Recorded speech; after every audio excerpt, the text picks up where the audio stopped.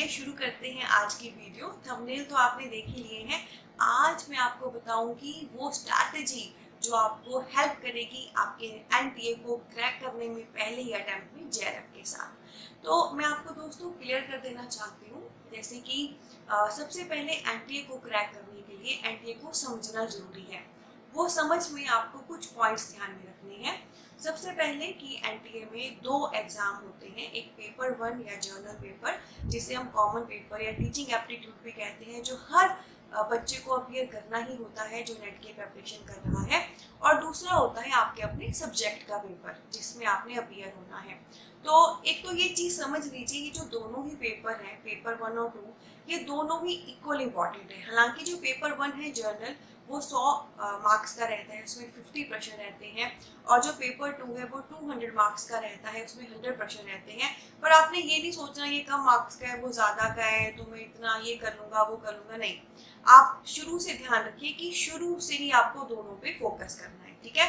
तो सबसे पहला स्ट्रेटेजी का स्टेप है कि आपने दोनों पे फोकस करना है। आपने किसी को भी अंडर एस्टिमेट नहीं करना है। आप इसमें से एक भी पेपर छोड़ दोगे, जेआरएफ वगैरह तो भूल जाओ, नेट भी नहीं क्लियर होगा।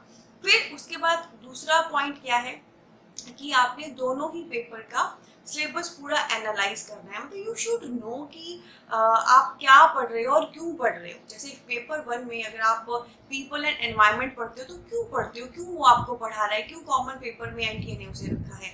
एंड सिलेबस को पूरा समझता ही हुआ आपने प्रॉपर स्टैंडर्ड रिसोर्सेज चूज करने हैं। जो बुक्स या सोर्सेज आप चूज करने वाले हो वो एक बहुत इंपॉर्टेंट रोल प्ले करेगा आपकी तैयारी को आगे बढ़ाने में। एंड फिर थर्ड नंबर पे आपने दोनों ही पेपर में थ्योरेटिकल एंड एमसीक्यू पे फोकस करना है। दोनों में ही कंटेंट यानी कि थ्योरी भी आपकी याद होनी चाहिए, उससे फाउंडेशन बनते हैं, कॉन्सेप्ट मजबूत होते हैं, बेसिक्स बनते हैं, एंड आपने उसमें ही एमसीक्यू भी फोकस पूरा करना है। इट्स लाइक जब आप कंटेंट करते हो आप खाना बनाना सीख रहे हो, और जब आप उसमें वो एमसीक्यू की प्रैक्टिस करते हो तो खाना बनाने की प्रैक्टिस हो जाती है। और आप जानते हैं आपका पेपर ऑनलाइन है तो वो आपके लिए बहुत ज़रूरी है प्रैक्टिस करना। उसके बाद दोस्तों लास्ट स्टेप है रिवीजन, री रिवीजन, कि आप ये जो सारी चीज़ें कर रहे हो उसको बार बार रिवाइज करते चलिए।